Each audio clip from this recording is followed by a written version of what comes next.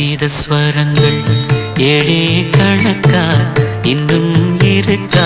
எந்தவோ மயக்கம் என் வீட்டில் இரவு அங்கே இரவா இல்லே பகலா எனக்கும் மயக்கம் நெஞ்சில் எந்தவோ நினைச்சு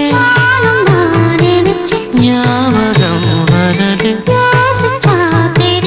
யோசனை வரல தூக்கந்தான் வரல சங்கீத ஸ்வரங்கள் ஏழே கணக்கா